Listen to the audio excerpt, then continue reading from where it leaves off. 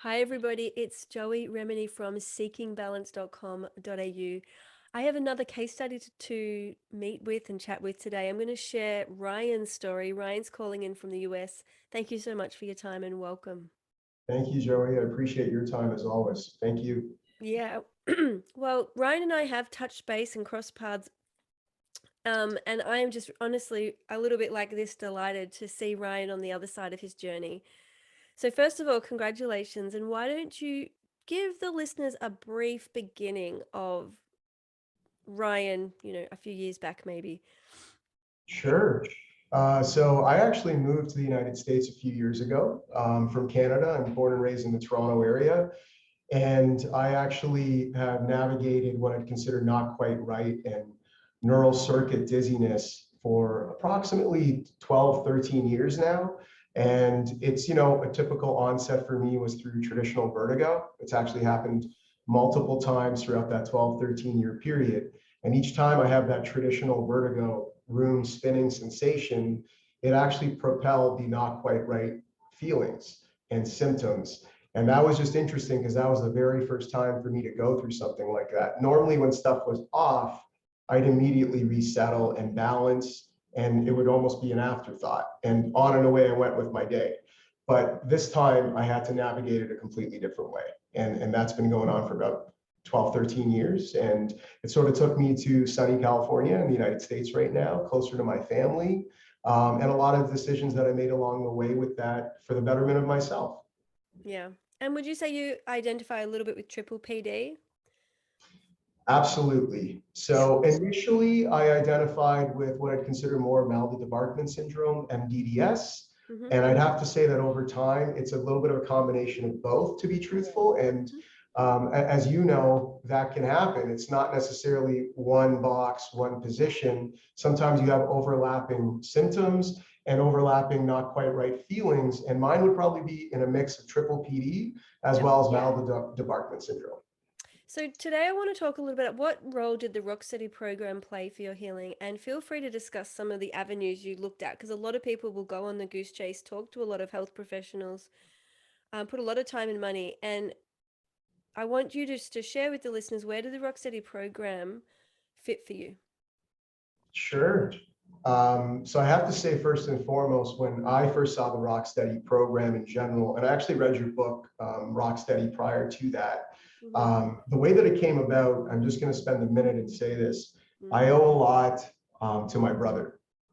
My brother's name is Robert. He's connected with the Rocksteady community as well. He does not navigate not quite right feelings on a consistent chronic basis, but he's done a lot to what I consider help support me, especially on the early onset of what I've been navigating through. And there were many frustrating days and upsetting days.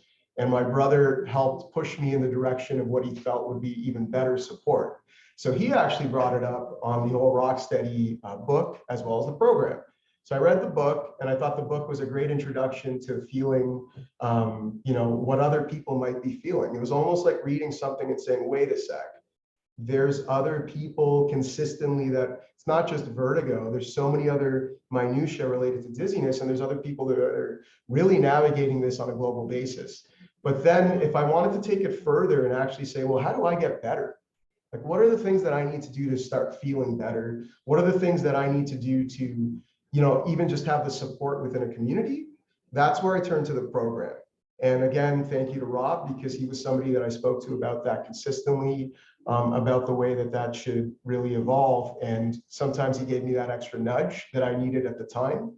And then I started to work within the program modules and take it step by step without categorizing what I was doing. It wasn't like the same thing of going to school and sitting in front of a computer and checking the box to do these things. It was more so learning more about my body and how I can feel more grounded. And I took that approach every time that I looked at a different module or heard a different exercise. And you have a lot of really nice materials out there, Joey, truthfully. So thank you for supporting this whole initiative substantially. I have to say that, because that is, I don't want that ever not recognized. There's so much support behind what you've provided, and you're the real facilitator to actually get this discussion and more started. Thank you. Yeah, no, I was even just been navigating a little knee injury myself. And it's interesting going through the process of like being given rehab exercises or having to do the MRIs and the doctors and the referrals. And you know, there's not the conversation of listening to the body, or and I feel like it doesn't really matter where we're aching in the body, or you know, where the pain point is, even if it's a mental or emotional belief system at that point in our lives. It's always important to come back to this conversation of how can I support myself, how can I nourish myself, and how can I sort of use all the expertise of the outer world and the MRI scans and the physio rehab routines, but remove the rigidity and come back into trust. And I feel like the rock steady process is just constantly helping regardless of what shows up in life. And it sounds like, do you want to share a little bit about perhaps some resistance you may have had to actually logging in and getting going from that self-study point of view? Because I know in the beginning it's very seductive just to say, somebody fix me, just somebody explain this and somebody fix me. I'm tired, I'm exhausted, and I'm done. Talk about the journey of resistance and actually starting to make some movement in that direction of self-study. Sure. I have to say that I think this area is one of those aha moments that somebody hopefully gets to at some point. And there is no judgment, shame for those that take a while or longer or years to get there, as you know and you promote, because everybody's got a very specific journey and also a very specific belief pattern leading up into that moment of a potential aha. So it's interesting how you were saying about your knee, and I'm sorry about that again. As you probably know well, just from various people that partake in the Rocksteady program, I did a lot of stuff well before the program, a lot. And, I would have to say that none of it was horrendous or bad or not worth going to. Every doctor was trying, every doctor I spoke to, that's what they knew, within their area of expertise for what they were navigating, they knew how to apply X, Y, and Z. Was it frustrating for me? Absolutely. I'm a human being. It was really frustrating to wake up what you considered sick at the time. And I actually want to get back to that because I changed the label of that, and that actually helped me as well. But initially, Joey, after all these scans, blood tests, I actually did quite a lot of PT at one time. I went to various clinics for, vestibular physiotherapy. I did a lot of, as I'm sure you can imagine, testing of the, within the ears, the nerves, etc. I was still at the particular point back in 2019 where I had another vertigo attack. And at that point, the not quite right symptoms, they came back and they were significant. So I actually had a very brief period of time where I completely felt, and brief is actually an understatement, it felt like the symptoms had gone away. And that might have been true synaptic neural rewiring that was occurring just with a lot of the things that I was doing without putting that in my brain that I was doing it. So initially when I got, the first attack and a lot of these not quite right symptoms came up, it took a couple of years for me just to settle back into some sort of routine. And unfortunately, I didn't have a Rocksteady program at the time. This was 2011, and I wasn't aware of yourself and others in the industry who could potentially help me. But when I had that other attack come back and I started to look around and navigate, Rocksteady came up. And, again, my brother Rob, who assisted on that from the perspective of finding that. So when I first read the book, I thought, I got to get this program. It's a no-brainer. I actually started to read the book immediately. And between the book, I went and purchased the program because it's very much, if you relate to something, then you really got to thrust yourself into it at some point if you feel that you're ready to. Well, So, just that's the analogy. It's like reading a book on how do I play the piano, but never getting a piano or a teacher, something to help you go from the idea of playing the piano to actually playing the piano. And that the programs are nuts and bolts of implementing. Well, what do I do when I feel confused? What do I do when I yes. feel stuck? What do I do when I don't believe in myself? What do I do when I just feel so dead-ended? The program has the tools. That's right. And it's really, you can almost think of the program and the analogy of the Rocksteady being the cover, and the program is the meat of the practice behind that and the support. And that's what I found. Now, unfortunately, and that just happens with everybody's healing journey, It took me a good year, a year and a half to even log in, Mm. which might seem odd, but it's really not. It really depends on where your head's at, what you're feeling, what you're already going through. You know, I can't speak for everybody, but I always had this little list of, did I do that? Have I seen that person? What about this person I heard of? You know, and I could go through each of those, but to save you that story, I basically came to the reality at some point, my symptoms are still present. I still feel not quite right every day. It isn't easy. And I have this wonderful program on the side that people still rave about. You have case studies of people who have felt better because of it, and it's in front of me. And I need to take a look at this. I just want to pause here and say, it's actually not uncommon. I've heard of people buying the program and not being too afraid to log in because they're like, this is my last thing. If this doesn't work, I'm going to really freak out and then I'll feel like a full failure. So it's like I'm scared to even get going because I've tried all these gazillion experts and, they feel like they're really dead-ended and they've tried everything possible, which is never quite true, by the way. But that's the belief system. And then they think, well, if Rocksteady doesn't work for me, then what? Then I'll just feel like my life is over. So that conversation is somewhat common. However, what I really want to say to that, if anyone's listening, and Ryan and I would love to save you that year and a half of not logging in, is Absolutely. it's not, it's, we have to remember it's not about having a final destination and I'm not the magic cure. It's not about Joey healing you and it's not about the program healing you. It's an educational process of trialing, okay, what feels right? How can I get clear on what my new normal is anyway? Because if I'm not clear on my new normal, it's very difficult to methodically build it. So the program gives you the tools to really strip back what matters to you and to de-identify and de-emphasize the symptoms that may have been so loud and strong in your life for a very long time. And we get quite addicted to those. They're seductive, and it's a trauma pattern of this fight, flight, freeze, fawn. I feel like my life is threatened because these symptoms are ruining my life. So we get caught up in this trauma loop. The Rocksteady program helps you deactivate the trauma loop, come back into your center, reconnect with what is safe and what is working, and then get the clarity in your mind, because we've got to bust through some confusion. Get the clarity to say, well, actually, what I really want is to feel relaxed and calm in my body. I want to trust my body. And those three things are what I'm going to focus on all day. And so we start to really bring it down to those micro steps. So I think if you are afraid of logging in, really honor that. But at some point, we have to remember it's about getting the education of and actually walking the walk of trial and error. So there is no failure, because if something doesn't work or doesn't feel right, we just try the next thing, right? It's always about revisiting and experimenting, revisiting and experimenting. So back to you, Ryan. Yeah, what I wanted to say there is, I mean, from somebody who's been, you know, I introed that. This is not my first day with not quite right. Like I've been here, you know, in this particular navigation and journey for some time. What you said is pretty much bang on as it relates, especially to a journey. You know, I understand that we're used to, and I can't speak for everybody in the world, but where I live and where I'm come from, it's very much pill related. You take a pill, you might feel better. And that's sometimes the case for some people, and that sometimes is necessary.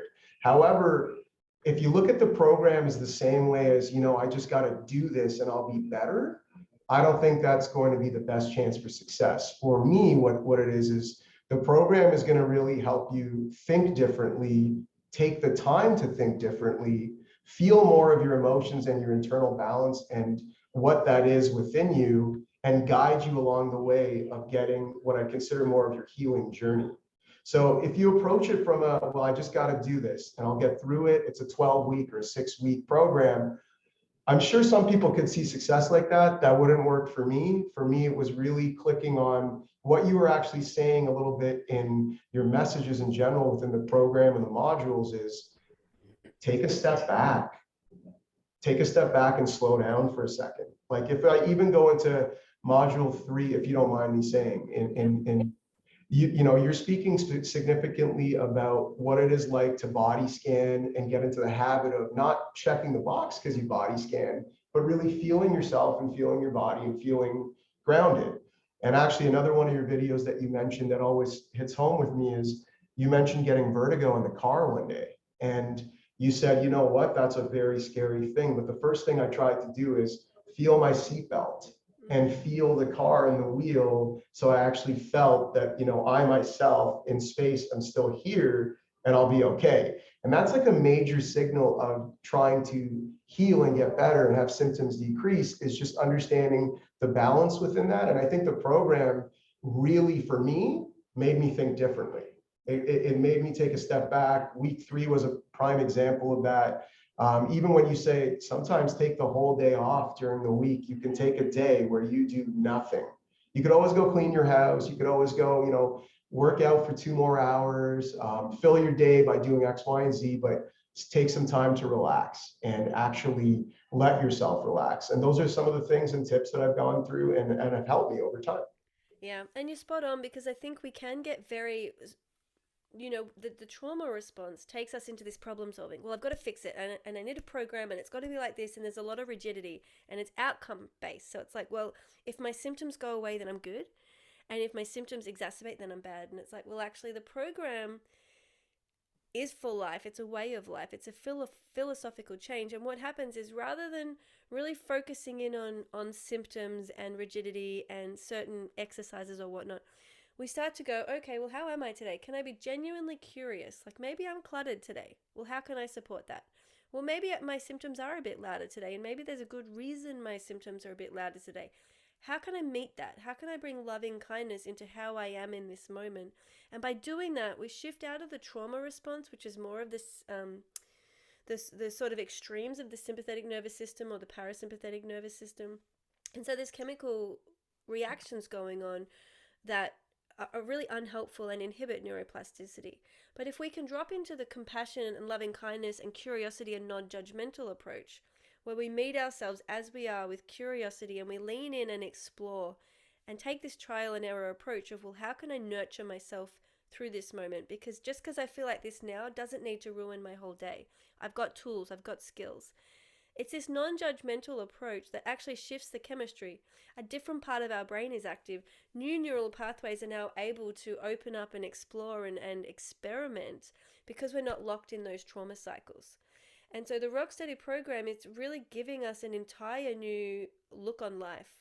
And in any challenging situation, we can respond with presence, And I if I could summarize Rocksteady for me in a sentence, it's accepting reality with agency and grace.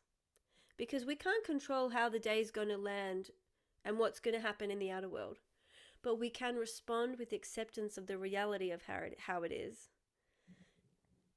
And when I say we have agency and grace, that means I can accept it, and then I can choose what I do with what I'm sensing. I've got all these gauges in my body, these markers, this data I'm collecting.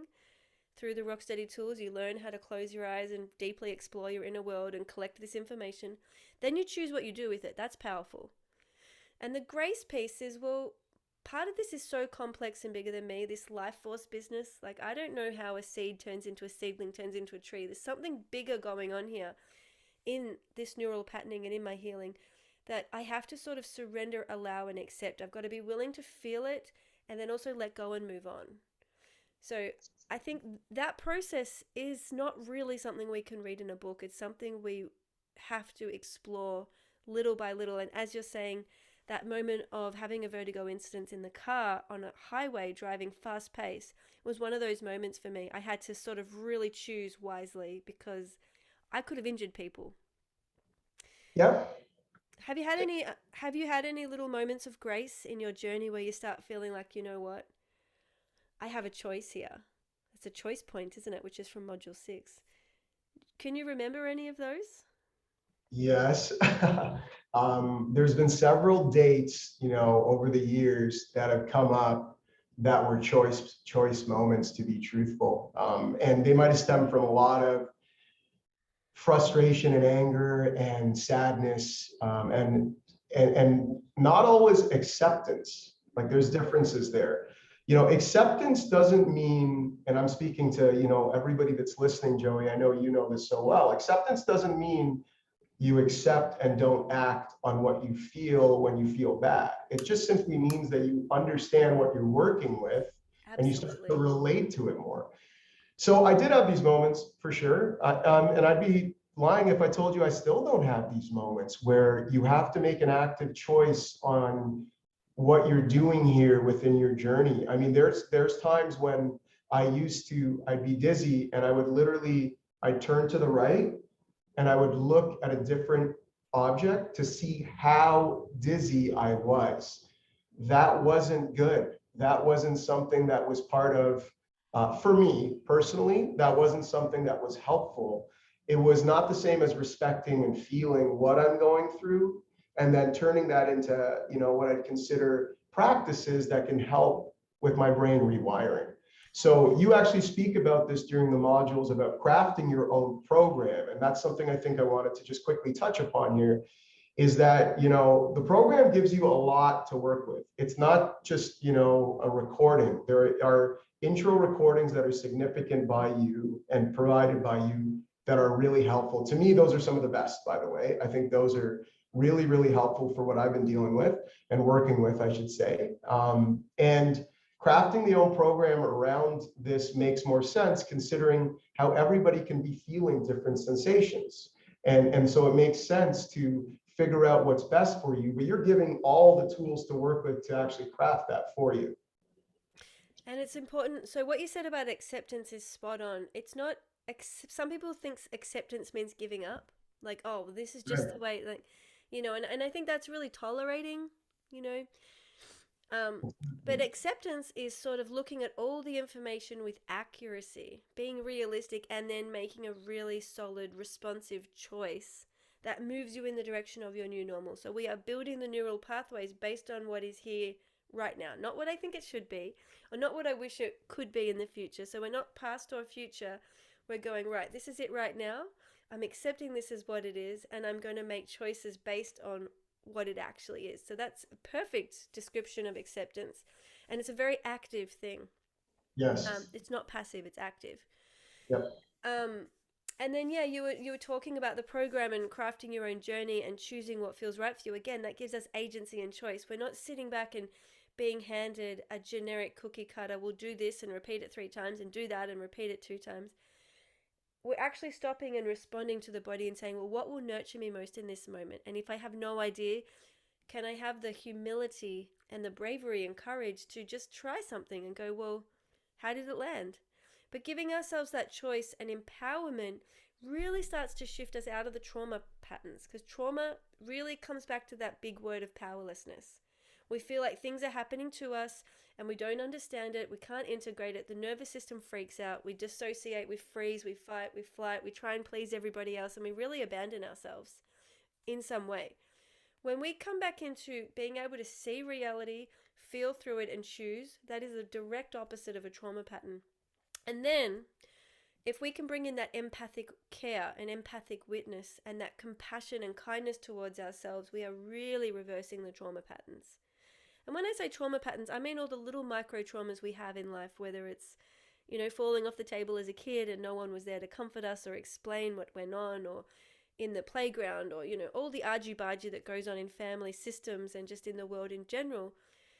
Things can happen to us and to our body that make us feel bad, make us feel wrong, make us hold shame. And many times there is not a present, available, emotionally balanced adult there to explain what happened to us. So our neurons actually lock that message in. Well, I'm bad, I'm wrong, I'm not good enough, I'm inadequate, I need to buy this, I need to get that PhD, I need to improve because the world is constantly telling me I'm not enough, I'm not good enough.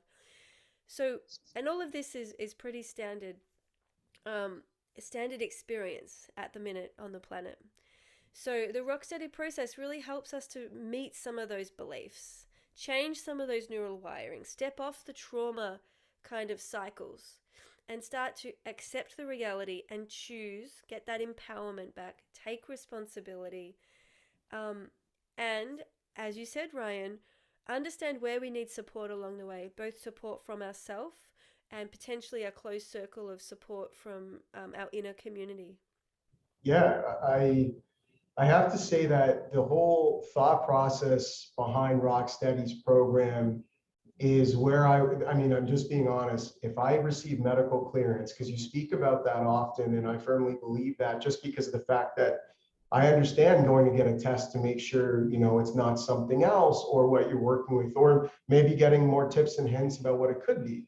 But once you have medical clearance, and even beforehand, as you said earlier, Joey, the program in general helps regardless of if you're navigating something that a doctor knows how to treat or is unaware of exactly how to treat it. But I will say that, like, I did so much navigation within that year and a half, around other books that I was reading on, like EDMR therapy, or what I'd consider true trauma, and how it's not related to just, people think of obviously trauma in the state of like an accident, a death of a loved one, sexual abuse, these awful things that, unfortunately life can present, but it's also trauma from a lot of other things. And your program actually gets into that. It's like, you don't need to go see 5 other specialists, as an example, to figure out, well, I'm seeing somebody, so that actually makes me feel better because I'm seeing them in person and they're able to do this one exercise with me. You're sort of condensing that in the right type of format and program for the right audience.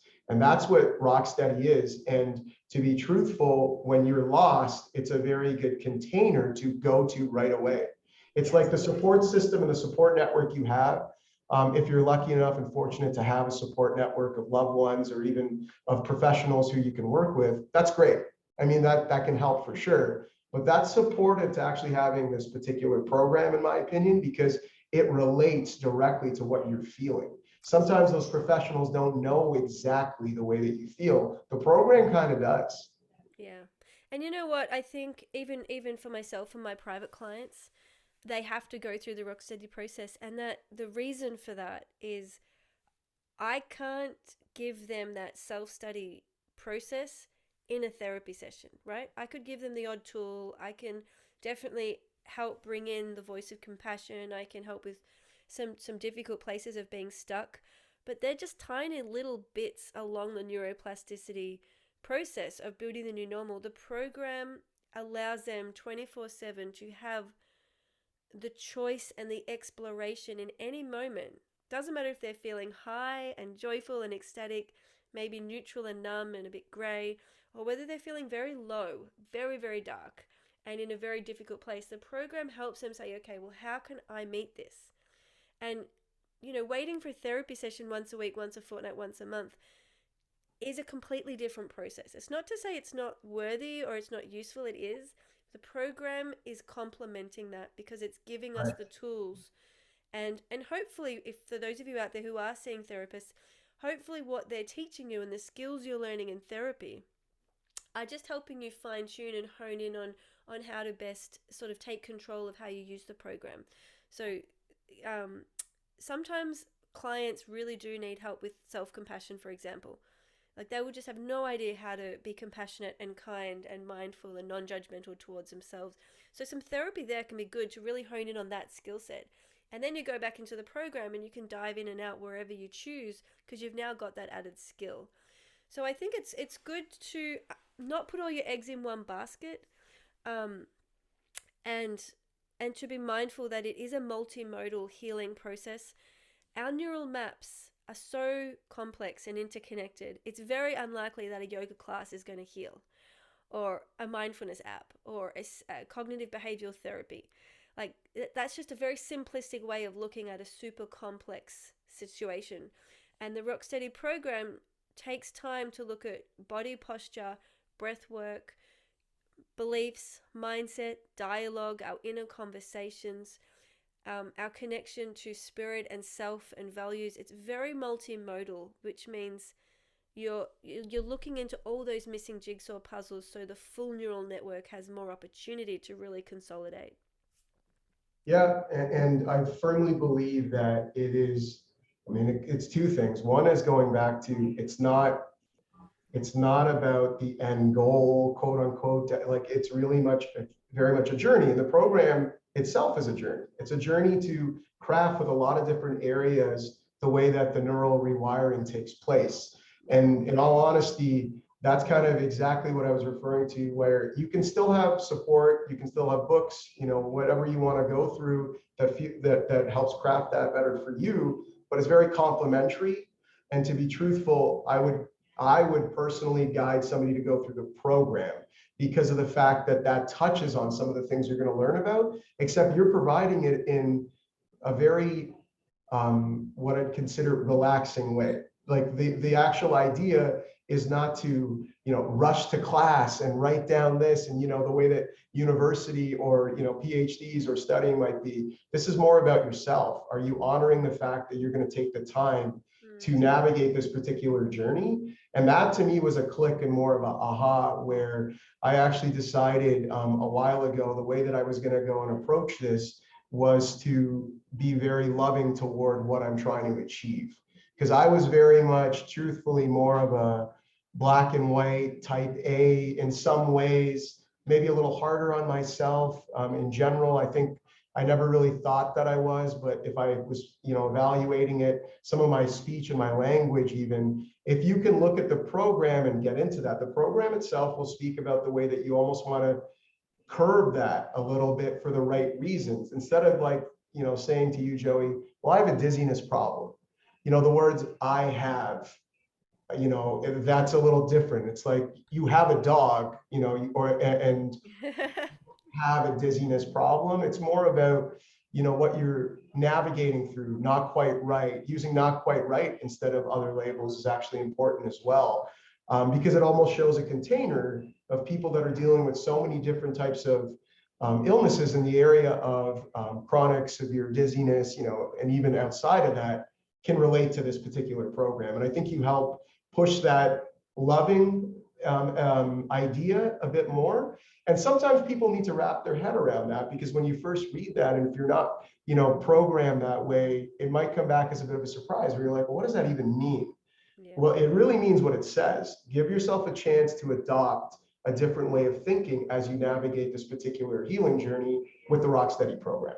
And also, I think first and foremost, in order to heal, we have to heal the relationship with ourselves. And that is the heart of self-study. Even in therapy, we can't lean on a therapist for that, because that's the therapy relationship. Or with our loved ones, our partner or our friends and family or our doctors even. They're all external relationships. In order to really heal the relationship with ourselves, we need to spend a lot of time with ourselves. We need to listen deeply. We need to build that friendship and that relationship, and we need to learn how to mentor ourselves and how to become, in a sense, our own coach, our own therapist, our own friend, our own lover. And that is self-study. So I think it's a very rich process, and I really believe moving forward, if I think about my grandchildren, I really hope they grow up in a world where they're not trained, hey, go talk to the doctor, go talk to your teacher, go talk to your parent. I really hope they grow up in a world where it says, well, listen to your body. What are you thinking? You know you best. And they're trained from a young age to really stop, pause, and feel. And that process is normal for them. And I'm excited about that. I think the world is shifting, and we're moving away from expert models and expert dynamics, and really starting to levelize ourselves. That I'm just as much expert about me as the MRI technician is expert about the MRI kind of thing. That's what they're good at. This is what I'm good at. We work together as a team. That is just a more empowering way of looking at the medical model, rather than feeling helpless, hopeless, and powerless and buying into that goose chase, spending lots of money asking questions to the wrong people who can't give us that answer, like scientifically. It's like saying to a doctor, how do I get rid of my symptoms, is pretty much as good as saying, hey, can you teach me to play the piano? And they'll, so we have to be careful what questions we're asking and get much better at asking those questions to ourselves. Yeah, and in all fairness, just to relate it to my direct journey, there's an opportunity cost to going down that particular road of just trying to find what solution might be out there. And I mean, I think everybody who's listening to this, if there was a solution where you could snap your fingers and not quite right was gone away, etc., we'd all want that. I mean, the reality is that sounds phenomenal, but you're also not really honoring what it is that your body did in the first place to get you to that state. That's an important part of the journey. It's like you feel, bad, and you got to honor that, and you understand that, but why? And have you really taken a second to understand why your body might feel that particular way? Because like you just said, you are yourself. Like I used to always tell my family members who I care a lot about and who mean the world to me, I'd always say, you don't understand. You don't understand. You And don't they understand. don't. And they And they can't. don't. And I would tell them right away, and I hope that they understood that. I was like, but it's not your fault at all. You don't need to in some ways, but you're a support, for me in other ways, of course. But they don't need to, and they don't because you're going through it yourself. So what you just said and relating it back to, it's almost taking charge of the fact that you're putting an importance not on your symptoms, but on your life and what you want to feel and the way that you want to be throughout the rest of your life as your symptoms evolve. And when I say evolve, to be frank, decrease, because that can really happen. So I think some people out there, Joey, wonder, well, is this program going to help me decrease my symptoms? That's probably a question you get all the time. I think you'd get all the time. And part of that answer is really about you. Are you in this just to go through a course, or are you in this to understand more about yourself? And if the answer is more the latter, I can genuinely say that you will find relief and comfort along the way. And that's part of just understanding how you're going to, go about this particular journey. I think that's critically important to people who, even if they sign up for Rocksteady, which I very much am an advocate to say to do so. I think you should really give it a thought on what you're trying to do when you get there and how you log in and what you're trying to understand within that, rather than simply just, this is a program, it's going to fix me. If it doesn't, I'm heartbroken, like devastated. I think there's too much shame as well as judgment along the way, rather than understanding that this program is really tools that you can always go back to help you through this journey that evolves considerably.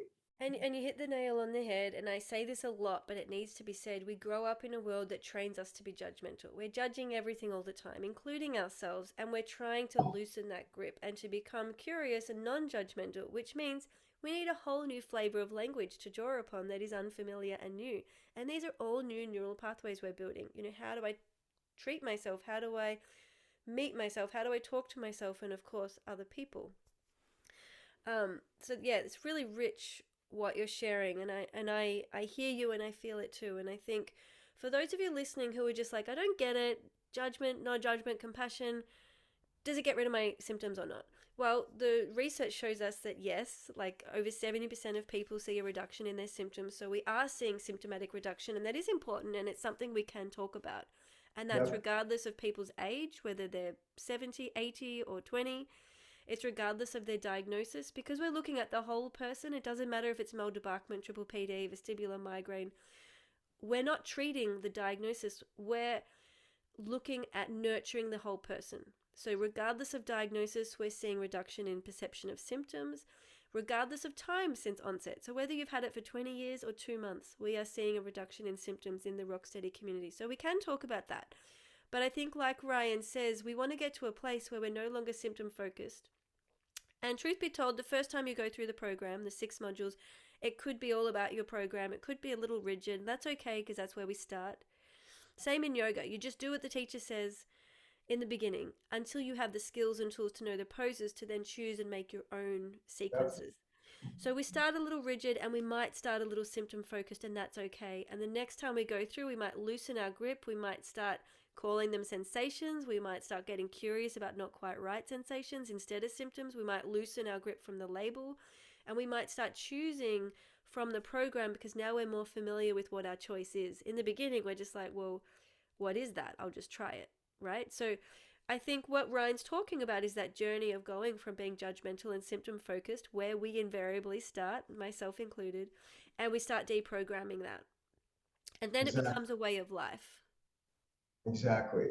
It is critically important that people realize that that particular piece of what you and I are speaking of today, to me, is the most important, because it is a little bit of deprogramming your thought process. To be truthful, well, it was for me, and I can assure you that I've spoken to plenty of other peoples in the support community who can relate to that exactly. And I used to actually say that, Joey. Well, well after I even bought the program, as you know, it took a while to even log in and start.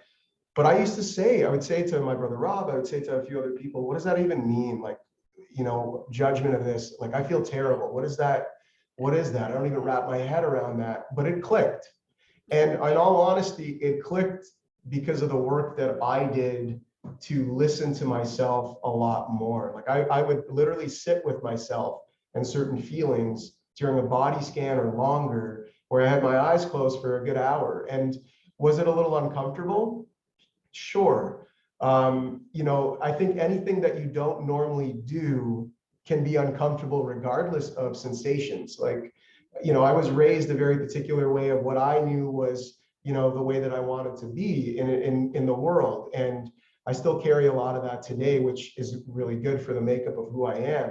But the whole process of slowing down and also respecting and understanding what you're going through, the whole, well, what do you mean by shame, judgment, etc.?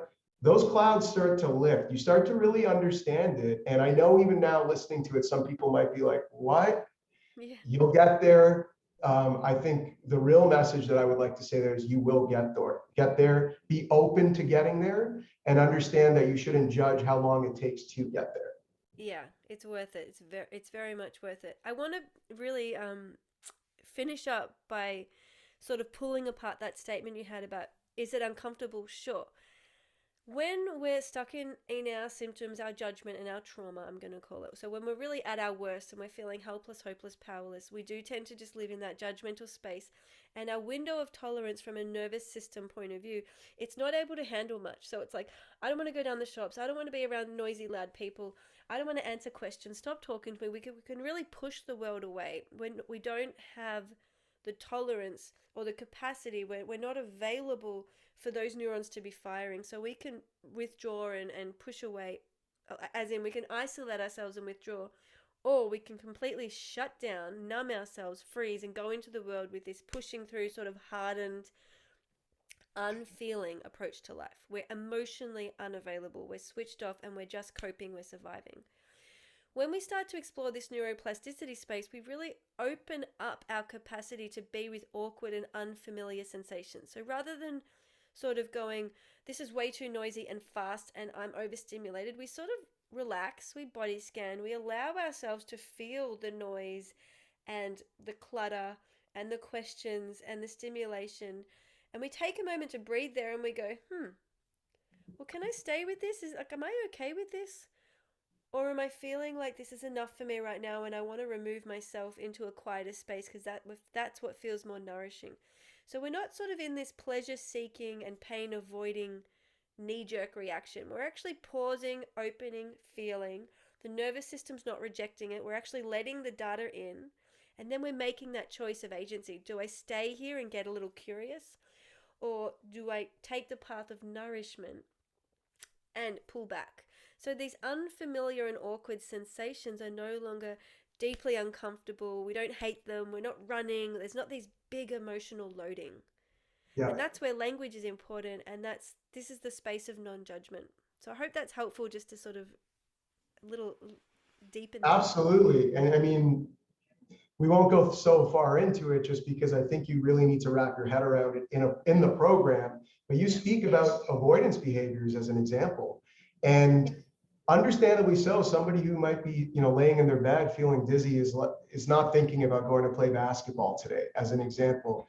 But I can tell you that I was that person and I still go play basketball. And there's a journey in between that of the way that you feel comfortable to do so, and why, to give yourself the best shot for what I'd consider rewiring and balance is by doing the activities that you enjoy and love. And whether it's basketball, hiking, and I have a few others that I'd have to say are very much a part of what I enjoy doing. It could be anything that you love, but does it make you feel content when you're doing it? And I know you're going to go through feelings where you have, an avoidance for the right reason because of potentially, symptoms that are derailing you, but stick with the program, understand and listen to a lot of like what I'd consider crafting your program looks like.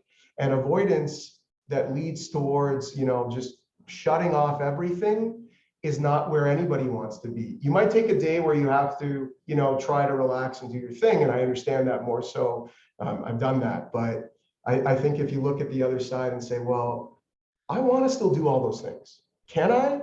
Well, you can. And there's ways step by step that you can get there. And that's what the program does. It takes that, what I'd consider small tips and nuances that help you through this journey, and you layer them on top, and it keeps building up this really strong foundation at its core.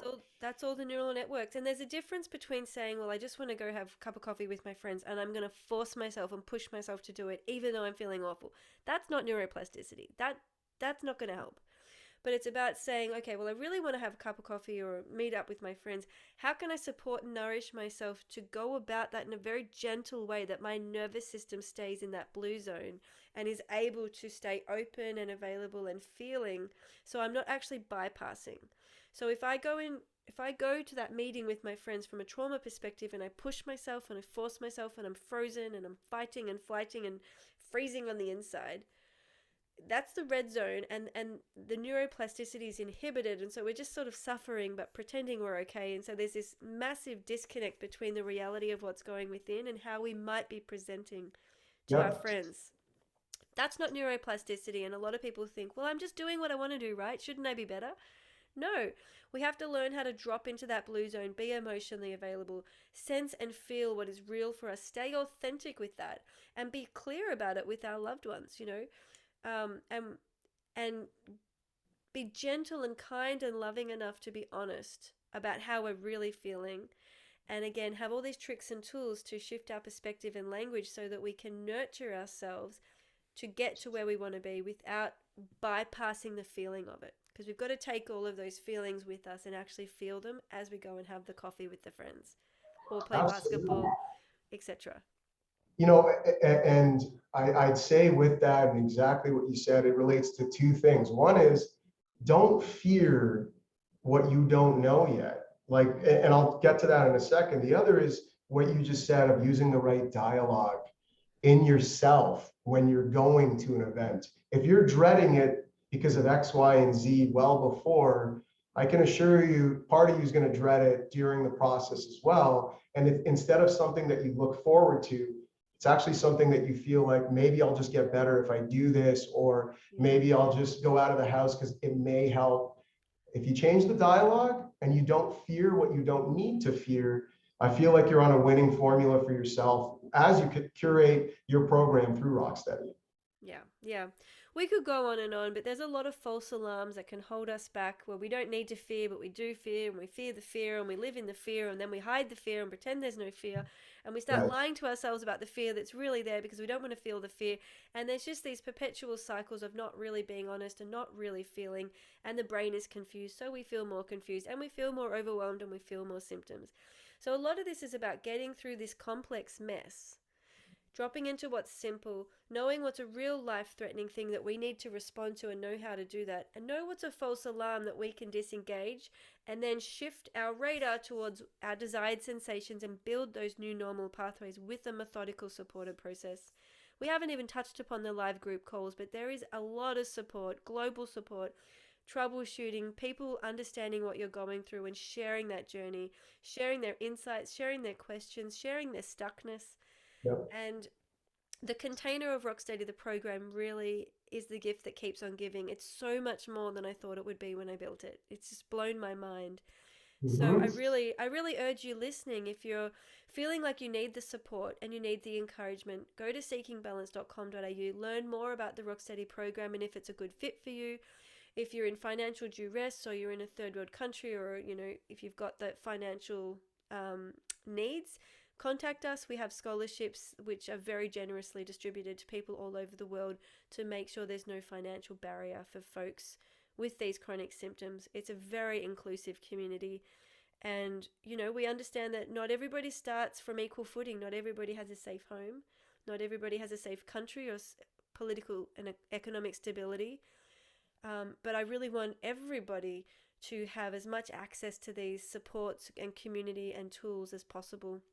And on that note, not everybody can afford private therapy. It's literally not an option. So the Rocksteady community is there for all of us. I urge you to look into it and to be like Ryan and take your time with it. Absolutely, Joey. And thank you very much for that.